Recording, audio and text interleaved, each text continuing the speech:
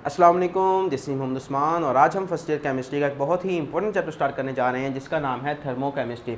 और इस चैप्टर पे ये हमारी फर्स्ट वीडियो है, इसलिए आज हम इसका थोड़ा सा इंट्रोडक्शन देखेंगे, फिर हम बात करेंगे हीट ऑफ रिएक्शंस की क्या होते हैं और लास्ट में हम बात करेंगे एक्सोथर्मिक और एंडोथर्मिक रिएक्शंस क्या होती हैं। तो स्टार्ट करते हैं थर्मोकेमिस्ट्री। सबसे पहले देखते हैं कि थर्मोकेमिस्ट्री जो वर्ड है ये हमें क्या इन्फॉर्मेशन देना चाहता है। तो अगर आप इसको नोट करो तो यहाँ पर 2 वर्ड हैं, ठीक है ना, थर्मो और केमिस्ट्री।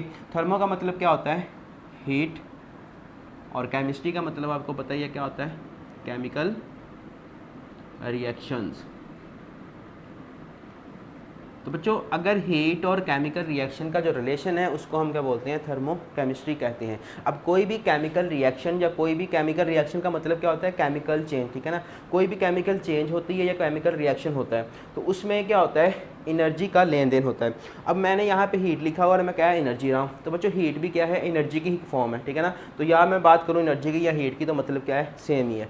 तो कोई भी केमिकल रिएक्शन होगा या केमिकल चेंज होगी तो उसमें क्या होगा, हीट का लेन देन होगा या एनर्जी या तो जज़ब होगी या एनर्जी क्या होगी, रिलीज़ होगी। तो हीट को मैं अगर मोर एक्यूरेट वर्ड यूज़ करूँ इसके लिए तो हीट चेंज लिख सकता हूँ, ठीक है। हीट मतलब क्या है, चेंज होती है। किसी केमिकल रिएक्शन में हीट क्या है, चेंज होती है, या तो जज़ब होगी हीट या खारिज होगी। अगर हीट जज़ब हुई है तो क्या होगा, पहले उसके पास जो हीट थी जब उसने और हीट जज़ब की है तो हीट में चेंज आ गया ना, तो वही जो चेंज है उसको हम बोल रहे हैं हीट चेंज, ठीक है। अब अगर इसकी डेफिनेशन बनाऊं तो मैं इसकी डेफिनेशन लिख सकता हूं कि स्टडी ऑफ हीट चेंज। किस में हीट चेंज बच्चों, केमिकल रिएक्शन में, है ना। Study of heat change in a chemical reaction या chemical change is called thermochemistry. तो थर्मोकेमिस्ट्री में हम फिर क्या करते हैं,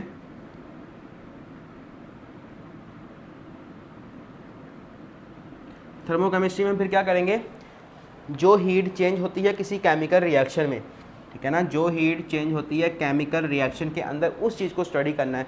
केमिकल रिएक्शन को स्टडी करेंगे बिल्कुल भी नहीं, सिर्फ और सिर्फ इस हीट को स्टडी करेंगे हम। थर्मोकेमिस्ट्री में हम क्या करेंगे, इस हीट को, जो भी कोई केमिकल रिएक्शन होता है उसमें जो हीट चेंज होती है उस हीट को हमने स्टडी करना है और उस हीट की स्टडी का नाम क्या होता है, थर्मोकेमिस्ट्री होता है, ठीक है। तो थर्मोकेमिस्ट्री का समझ आ गई कि हमने कोई भी केमिकल रिएक्शन देखते हैं तो उसमें या तो हीट जज़ब होती है या खारिज होती है। वो जो हीट जज़ब हो रही है, खारिज हो रही है, ठीक है, वो क्या है, हम स्टडी करेंगे थर्मोकेमिस्ट्री के अंदर। अब इसको समझते हैं कि हीट किस तरह से चेंज होती है किसी केमिकल रिएक्शन की। तो देखना ज़रा कि कोई भी मैटर है आपके पास, ठीक है। मैं फिर आपको एग्जांपल देता हूँ, पहले मैं बात कर लूँ मैटर की। मैटर में क्या होता है, एटम्स होते हैं, ठीक है। एटम से मिलके मैटर बनता है। तो एटम्स या मैटर आप कह लो कि मैटर की एक स्पेसिफिक एनर्जी होती है। मैटर के पास क्या होती है, उसकी एक स्पेसिफिक एनर्जी होती है। कोई भी मैटर है उसके पास अपनी एक ख़ास एनर्जी होती है, लेकिन जब वो केमिकल रिएक्शन करता है तो उसकी एनर्जी या उसकी हीट जो होती है वो चेंज हो जाती है। कैसे, देखना ज़रा कि ये मेरे पास NaOH है। आप इसको मैटर कह सकते हो, बिल्कुल कह सकते हो, क्योंकि ये मास भी रखता है और वॉल्यूम भी रखता है, ठीक है।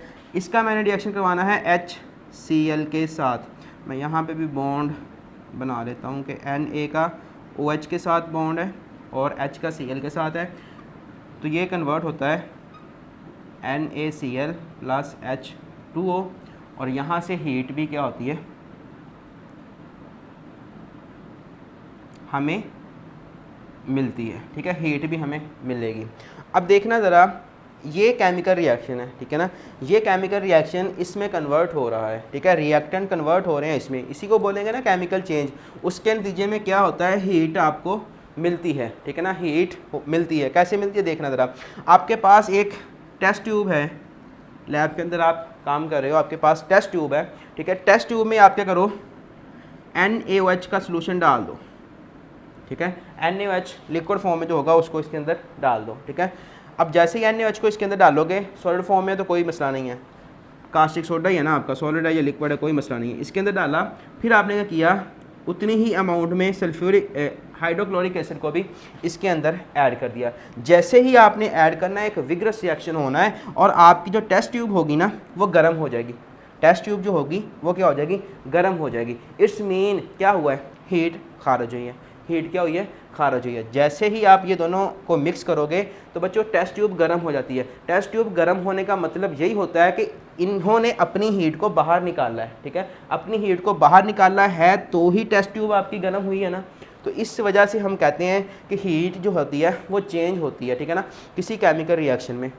उसी स्टडी को हम क्या बोलते हैं, उसी हीट की स्टडी को हम क्या करते हैं, थर्मोकेमिस्ट्री के अंदर स्टडी करते हैं। और ये जो हीट यहाँ से खारिज होती है ना, इसको हम बोलते हैं हीट ऑफ रिएक्शन, ठीक है। किसी केमिकल रिएक्शन के अंदर जो हीट खारिज होती है उसको हम क्या बोलते हैं, हीट ऑफ रिएक्शन। अब इसको यहीं पे छोड़ो हीट ऑफ रिएक्शन को, मैं आपको थोड़ा सा ये बता दूँ कि हीट क्यों खारिज हुई है, ठीक है।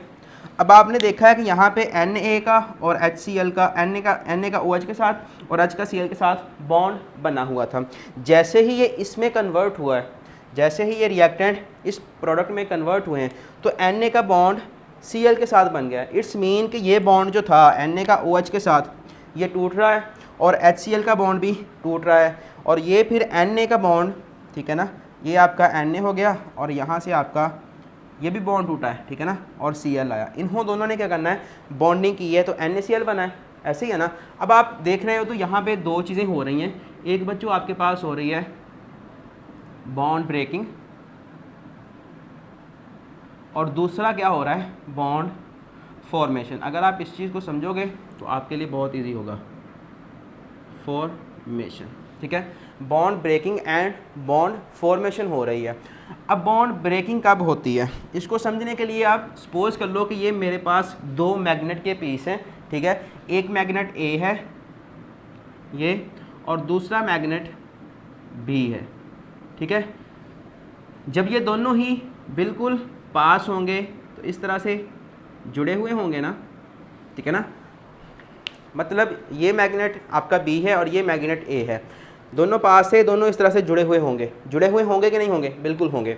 अब आपने इन दोनों को अलहदा करना है तो आप क्या करोगे, इसको एनर्जी दोगे तो ये अलहदा हो जाएंगे, तो आप कह सकते हो कि ये बॉन्ड टूटेगा, है ना, बॉन्ड क्या होगा, टूटेगा। इट्स मीन के बॉन्ड ब्रेकिंग क्या होती है, उसमें एनर्जी आपकी जज़ब होगी। आपने इस और इस मैग्नेट को एनर्जी अपनी ट्रांसफ़र की और वो एनर्जी इनके ऊपर लगी तो उसकी वजह से बॉन्ड क्या है, टूटा। तो बॉन्ड ब्रेकिंग क्या होता है आपके पास, बॉन्ड ब्रेकिंग में होती है एनर्जी एब्जॉर्ब, बॉन्ड ब्रेकिंग में एनर्जी एब्जॉर्ब होती है। और बॉन्ड फॉर्मेशन में क्या होता है फिर, अब जो एनर्जी आपने इनको दे दी, ठीक है ना, यहाँ पे थे, आपने एनर्जी दी, यहाँ तक ले आए।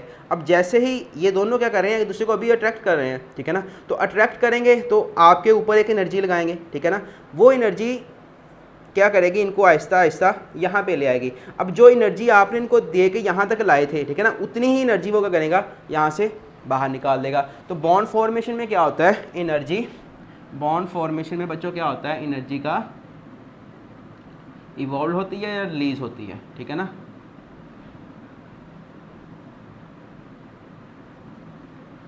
बॉन्ड फॉर्मेशन में क्या होता है, एनर्जी रिलीज होती है। बोलो ये चीज़ समझ आती है, ठीक है। तो अब यहाँ पे भी यही काम हुआ है ना, ये बॉन्ड टूटे, ये बॉन्ड बने। अब कौन सी एनर्जी ज़्यादा निकलेगी वो आपने समझना है, ठीक है। उससे पहले एक और चीज़ समझोगा, एनर्जी का जो स्टेबिलिटी के साथ लेना देना है वो क्या है, ठीक है ना, एनर्जी का स्टेबिलिटी के साथ क्या रिलेशन है। तो बच्चों एनर्जी जो होती है वो इन्वर्सली प्रोपोर्शनल होती है स्टेबिलिटी के, एनर्जी क्या है, इन्वर्स रिलेशन है स्टेबिलिटी से। इट्स मीन कि एनर्जी अगर आपकी ज़्यादा है तो स्टेबिलिटी क्या होगी, कम होगी, ठीक है ना। ये मोर है तो ये क्या होगा, लेस होगा स्टेबिलिटी, ठीक है। और अगर ये चीज़ लेस है तो आपकी जो स्टेबिलिटी हैगी वो क्या होगी, मोर होएगी, है ना। तो अगर एनर्जी ज़्यादा स्टेबिलिटी कम, अब ये रिएक्शन है इस साइड को जा रहा है, एरो आपको बता रहा है कि रिएक्शन इस साइड को जा रहा है। इट्स मीन कि यहाँ पे उनकी एनर्जी क्या थी, ज़्यादा थी, यहाँ पे उनकी एनर्जी क्या थी, ज़्यादा थी, इसकी भी और इसकी भी, ठीक है ना। वो दोनों ही कन्वर्ट हो रहे हैं इस साइड को, वो इस साइड को क्यों जाएंगे, जब उनकी एनर्जी ज़्यादा होगी। इट्स मीन कि वो स्टेबल नहीं है, वो स्टेबिलिटी हासिल करने के लिए जा रहा है, ठीक है ना। यहाँ पे क्या है, स्टेबिलिटी है, यहाँ पे क्या चीज़ है आपके पास, स्टेबिलिटी है, और यहाँ पे क्या है, एनर्जी ज़्यादा है, ठीक है ना। ये दोनों इस चीज़ में कन्वर्ट हो रहे हैं, क्यों होंगे, अपने आप हो रहे हैं, मतलब आप दोनों को इनको मिक्स कर दोगे खुद ब खुद ये किस में कन्वर्ट हो जाएंगे, इसके अंदर। क्यों होंगे, ठीक है ना बच्चों, इसलिए होंगे कि वो स्टेबिलिटी चाहते हैं, स्टेबिलिटी चाहते हैं। इट्स मीन कि इनकी एनर्जी क्या है, ज़्यादा है। वो इस फॉर्म में दोनों इकट्ठे नहीं रह सकते, ठीक है ना, वो दोनों फिर मिलके क्या करते हैं, एक दूसरे को स्टेबल कर लेते हैं, ठीक है ना। इसका Cl इसके Na के साथ, इसका H इसके OH के साथ मिल जाता है। तो यहाँ पे बॉन्ड ब्रेकिंग भी हुई है और यहाँ पे बॉन्ड फॉर्मेशन भी हुई है। तो यहाँ पे आपको जो बॉन्ड ब्रेकिंग हुई है वो ये बता रही है कि यहाँ पे ये इनकी एनर्जी ज़्यादा थी। अगर इनकी एनर्जी ज़्यादा थी इसीलिए वो प्रोडक्ट में कन्वर्ट हो रहे हैं, ठीक है। तो यहाँ पे एनर्जी ज़्यादा है, यहाँ पे एनर्जी क्या हो जाएगी, फिर एनर्जी कम होगी, एनर्जी यहाँ पे कम होगी, यहाँ पे एनर्जी क्या है, ज़्यादा है, ठीक है ना। यहाँ पे एनर्जी ज़्यादा है, यहाँ पे एनर्जी कम होगी, होगी कि नहीं होगी। तो इसी वजह से आपकी जो टेस्ट ट्यूब थी वो गर्म हो रही थी, क्योंकि इन्होंने अपनी एनर्जी निकाल के, एनर्जी यहाँ तक हुई है ना, मतलब इनकी एनर्जी यहाँ पे आप कह लो कि 10 थी, ठीक है, और यहाँ पे आके सपोज कर लो 2 रह गई है। तो यहाँ से यहाँ आने में एनर्जी का क्या हो रहा है, एनर्जी निकल रही है, ठीक है ना। यहाँ से यहाँ तक आने में एनर्जी क्या हो रही है, निकलेगी, एनर्जी खर्च होगी तो ही ये यहाँ तक पहुँचेगा ना। और वो एनर्जी किसको मिल रही है, इस टेस्ट ट्यूब को, और इसी वजह से आपकी टेस्ट ट्यूब क्या होती है, गर्म हो जाती है, ठीक है। तो इसी वजह से स्टेबिलिटी के लिए एनर्जी का रिलेशन मैंने आपको बताया, ठीक है ना। एनर्जी यहाँ पे ज़्यादा थी, इधर कम होती है, तो इट्स मीन के एनर्जी यहाँ से निकली है। और यहाँ से एनर्जी किस फॉर्म में निकल रही है, हीट की फॉर्म में निकल रही है। उसी हीट को स्टडी करेंगे, ठीक है ना, उसी हीट को स्टडी करेंगे हम थर्मोकेमिस्ट्री के अंदर। और ये जो हीट यहाँ से निकलती है इसको हम क्या बोलते हैं, हीट ऑफ रिएक्शन। और अगर आप हीट ऑफ रिएक्शन को फाइंड आउट करना चाहते हो, ठीक है, तो कैसे करते हैं हम। हीट ऑफ रिएक्शन जो होता है बच्चों, ये आपका होता है, इसको मैं यहाँ पे लिखता हूँ हीट ऑफ रिएक्शन, ठीक है। किसी भी रिएक्शन में हीट चेंज होती है, बिल्कुल होती है। तो हीट चेंज को मैं डेल्टा H लिख लूँ। डेल्टा का मतलब क्या है, चेंज, किसी में H का मतलब क्या है, हीट। डेल्टा चेंज हुई है, हीट, ठीक है। अब डेल्टा H अगर आपने मालूम करना है, ठीक है, कितनी हीट चेंज हुई है, तो आप क्या करोगे, हीट प्रोडक्ट की उसमें से काम कर दोगे हीट रिएक्टेंट को, तो आपके पास डेल्टा H आ जाएगा। डेल्टा H क्या था, किसी केमिकल चेंज के अंदर जितनी हीट खारिज या जज़ब होती है उसको हम डेल्टा H बोलते हैं, ठीक है। और वो कैसे निकालते हैं, हीट ऑफ प्रोडक्ट में से हीट ऑफ रिएक्टेंट को माइनस कर देते हैं, तो हमारे पास डेल्टा H आ जाता है, कितना चेंज हुआ है हीट का, ठीक है। अब आपने देखा कि कुछ रिएक्शन ऐसे हैं जिनमें हीट जज़ब होती है, ठीक है। जैसे ये मैंने आपको अभी एग्जांपल दी थी, यहाँ पे हीट, सॉरी यहाँ पे तो हीट रिलीज़ हो रही थी। अब एक रिएक्शन की एग्जांपल आपको और देता हूँ जिसमें हीट जज़ब होती है, तो फिर आपको पता चल जाएगा कि वाकई ही हीट खारिज तो हो रही है, जज़ब भी होती है। जैसे आपके पास H2O है, ठीक है, इसको आपने लेके जाना है H2 + ½ O2 में, ठीक है। H2O को आपने H2 + ½ O2 के अंदर लेके जाना है। तो ये रिएक्शन जो होता है इजी नहीं होता, क्यों, क्योंकि यहाँ पे ये चीज़ स्टेबल है, ठीक है ना। H2O क्या है, स्टेबल है। इसको अगर आप तोड़ना चाहते हो तो आपके लिए कि आपके पास क्या होनी चाहिए, एनर्जी होनी चाहिए, ठीक है ना। यहाँ पे इसकी एनर्जी कम है, इट्स मीन कि यहाँ पे इसकी एनर्जी कम है, स्टेबल है, ठीक है ना। स्टेबल है तो एनर्जी क्या है, कम है। और यहाँ पे जाना है तो यहाँ पे एनर्जी क्या होनी चाहिए, फिर ज़्यादा होनी चाहिए, ठीक है ना। तो यहाँ से इसको एनर्जी मिलेगी, फिर ही ये इसमें कन्वर्ट होगा। तो ये जो रिएक्शन होता है इसमें हीट जज़ब होती है, और हीट हमें कितनी देनी पड़ती है, +285, ठीक है ना, किलो जूल पर मोल के अंदर हीट इसको हम देंगे तो ही ये रिएक्शन इस साइड पे जाएगा। तो अब आपको समझ आ गया होगा कि कुछ रिएक्शन ऐसे हैं जिनमें हीट खारिज होती है और कुछ रिएक्शन ऐसे भी हैं जिनमें हीट जज़ब होती है। अब हम इन दोनों को ही स्टडी करते हैं, कौन से रिएक्शन जिनके अंदर हीट खारिज होती है उनको क्या बोलेंगे, और कौन से रिएक्शन जिनमें हीट जज़ब होती है उनको हम क्या कहेंगे, ठीक है। तो आपने देखा कि जो रिएक्शन है हमारे पास, ठीक है, केमिकल रिएक्शन जो है उसमें एक ऐसे हैं जिनके अंदर हीट रिलीज़ होती है, ठीक है, और दूसरे ऐसे हैं जिनके अंदर हीट अब्जॉर्ब होती है, ठीक है। एक ऐसे जिनके अंदर हीट रिलीज़ होती, एक ऐसे जिनके अंदर हीट अब्जॉर्ब होती।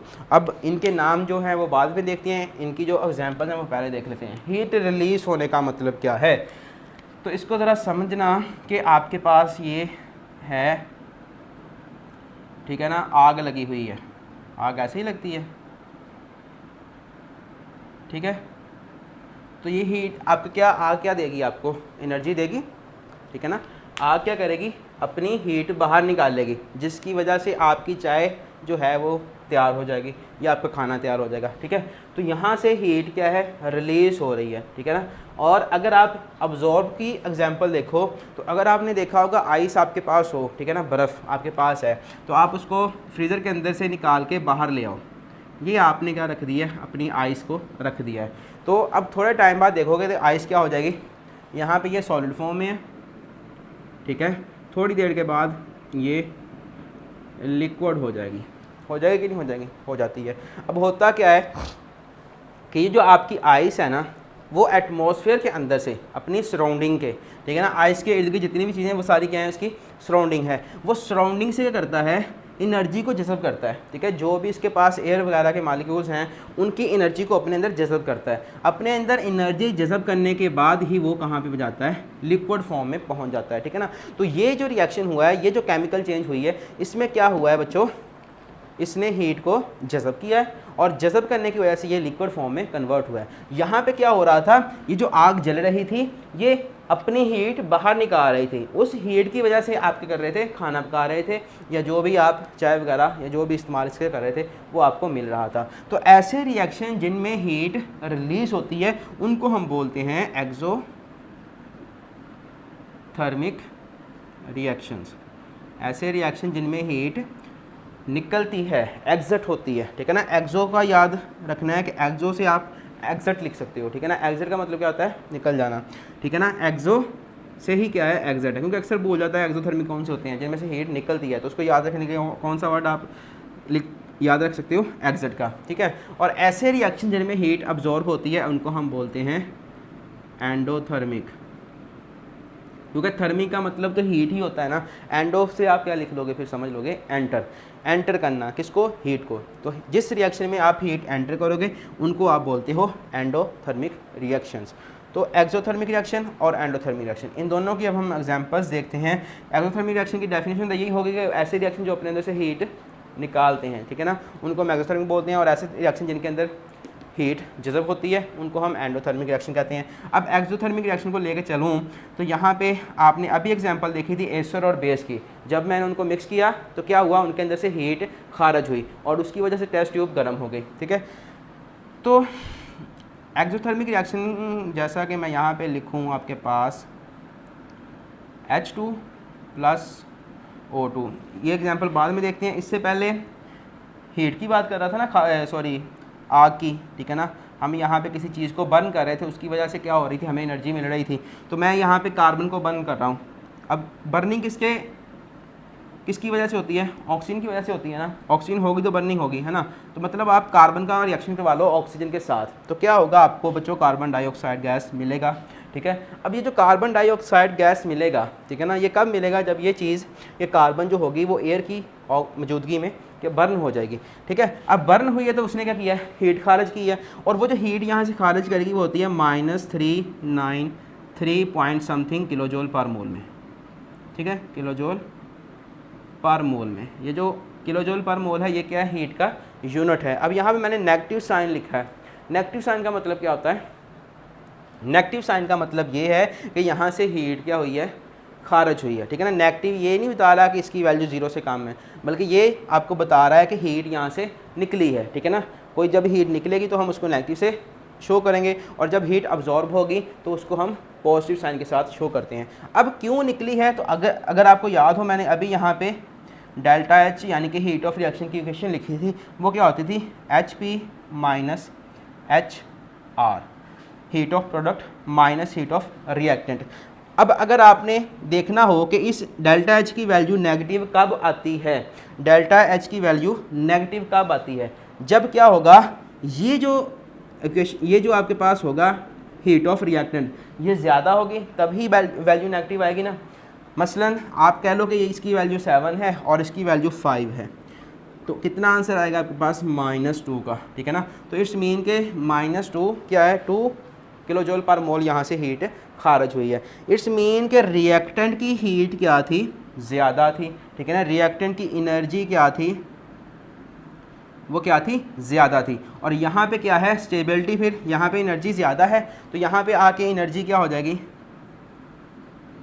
कम होगी, ठीक है ना, एनर्जी कम हो जाएगी। इट्स मीन कि यहाँ से यहाँ तक पहुँचने में इसको क्या मिल रही है, स्टेबिलिटी मिल रही है। इसीलिए कार्बन ऑक्सीजन की मौजूदगी में बर्न होके इस तरफ आ रहा है। तो यहाँ से एनर्जी ज़्यादा थी, यहाँ पे एनर्जी कम हो गई है। ये क्वेश्चन आपको बता रही है, ठीक है ना। एनर्जी अगर कम हुई है इट्स मीन कि एनर्जी निकाल के ही आया है ना यहाँ पे, इसीलिए एनर्जी कम हुई है। तो यहाँ से इतनी एनर्जी वो निकालेगा, इसी वजह से हम इसको एक्सोथर्मिक बोलते हैं। और साइन नेगेटिव क्यों होता है, क्योंकि एक्सोथर्मिक रिएक्शन में जो हीट ऑफ रिएक्टेंट होते हैं, ठीक है ना, हीट ऑफ रिएक्टेंट की जो हीट होती है वो ज़्यादा होती है प्रोडक्ट की हीट से, ठीक है ना। अगर ये प्रोडक्ट की हीट 7 होती और ये 5 होती तो बच्चों आंसर आपके पास 2 आना था प्लस में, ठीक है ना। लेकिन एक्सोथर्मिक रिएक्शन वही होते हैं जिनमें हीट ऑफ रिएक्टेंट ज़्यादा होती है और हीट ऑफ प्रोडक्ट कम होती है, ठीक है। ये तो थी एक एग्जांपल। अब अगर आप देखो, आपने अभी हमने लिखा था H2 प्लस हाफ O2, इन दोनों का रिएक्शन करवाना है, ठीक है। तो ये कन्वर्ट होगा किस में, वाटर में, H2O में, ठीक है। अब यहाँ पे H2 और O2 मिलके किस में कन्वर्ट हो रहे हैं, H2O के अंदर। तो बच्चों यहाँ पे इन दोनों की एनर्जी क्या होगी, ज़्यादा होगी। इधर आएंगे तो एनर्जी क्या हो जाएगी, कम हो जाएगी। अगर एनर्जी कम हुई है इट्स मीन कि यहाँ पे वो क्या करेगा, एनर्जी को बाहर निकालेगा। कितनी एनर्जी बाहर निकालता है, वो होता है 285 पॉइंट समथिंग किलो जूल पर मोल में, ठीक है। इतनी एनर्जी वो निकालता है। इट्स मीन कि यहाँ पे स्टेबिलिटी कम थी, यहाँ पे स्टेबिलिटी ज़्यादा मिल रही है, इसीलिए H2 और O2 इसमें कन्वर्ट हो रहे हैं, अपनी एनर्जी निकाल रहे हैं, ठीक है ना। चीज़ समझ में आती है। अब एक और एग्जांपल दिखाऊंगा आपको, जैसे हम नाइट्रोजन और हाइड्रोजन का रिएक्शन करवा दें तो हमें अमोनिया मिलता है NH3, ठीक है ना। इक्वेशन बैलेंस करने के लिए यहाँ पे आप 3 लगा लो, यहाँ पे 2 लगा लो, ठीक है, 2NH3। ये जो रिएक्शन होता है ये भी एक्सोथर्मिक रिएक्शन होता है, इसमें भी हीट खारिज होती है। इट्स मीन कि यहाँ पे हीट ऑफ रिएक्टेंट जो है वो ज़्यादा होगी हीट ऑफ प्रोडक्ट से, ठीक है। तो यहाँ से -41 किलो जूल पर मोल हीट निकलती है, ठीक है। तो ये थे हमारे पास कुछ एग्जांपल जिनमें जो कि एक्सोथर्मिक रिएक्शन थे। अब एंडोथर्मिक रिएक्शन कब होगा, इन सारे रिएक्शन को रिवर्स करवा दो, ठीक है ना। इन सभी रिएक्शन को रिवर्स करवा दो, ठीक है ना। आपने ये 3 एग्जांपल देख लिए हैं। एक्सटर्नल आपको एग्जांपल याद करने की ज़रूरत नहीं है, एक्स्ट्रा एग्जांपल याद करने की ज़रूरत नहीं है। सिर्फ इनको आप क्या करो, रिवर्स करवा दो, जैसे मैं करवाने लगा हूँ। तो देखना ज़रा इस रिएक्शन को देखो, वाटर वाले को। ये बच्चों मेरे पास वाटर बना था ना, तो वाटर को अब रिएक्टेंट बना लो अपना और इसको कन्वर्ट करो अपने इस रिएक्टेंट में, ठीक है ना। अब ये जो आपका पहले रिएक्टेंट था वो आपकी प्रोडक्ट हो जाएगा। अब वाटर ने जाना है इस साइड पे। मैंने अभी आपको बताया था कि वाटर की एनर्जी क्या थी, कम थी, ठीक है ना। इसकी यहाँ पे एनर्जी कम है, यहाँ पे एनर्जी क्या है, ज़्यादा है, ठीक है। यहाँ पे एनर्जी कम, यहाँ में एनर्जी ज़्यादा। अगर एनर्जी कम से ज़्यादा एनर्जी की तरफ जाना है तो क्या होना चाहिए, एनर्जी पास होनी चाहिए। मुझे सीढ़ियाँ चढ़ के छत पे जाना है तो मैं क्या करूँगा, मेरे पास एनर्जी होगी तो जाऊँगा ना। तो ये वही हिसाब है कि आपका जो वाटर है वो ज़मीन पे है और ये जो H2 और O2 हैं वो कहाँ पे हैं, छत पे हैं। तो अगर इस वाटर ने छत पे जाना है तो इसके पास क्या होनी चाहिए, एनर्जी होनी चाहिए, लेकिन इसके पास एनर्जी नहीं है। तो एनर्जी कहाँ से मिलेगी, हम इसको एनर्जी देंगे, ठीक है ना। तो वो एनर्जी जज़ब करेगा, ठीक है, एनर्जी जज़ब करके इसमें कन्वर्ट हो जाएगा। अब कितनी एनर्जी जज़ब करेगा बच्चों, जितनी एनर्जी वो निकाल रहा था उतनी ही एनर्जी उसको दोबारा दे दो। तो अब हम एनर्जी खुद से दे रहे हैं, अब हम क्या कर रहे हैं, एनर्जी उसको खुद से दे रहे हैं। तो ये साइन पहले नेगेटिव का था जो शो कर रहा था कि यहाँ से एनर्जी निकली है, अब एनर्जी जज़ब करनी है, तो वो क्या होगा फिर प्लस का हो जाएगा 285 किलो जूल पर मोल में, ठीक है।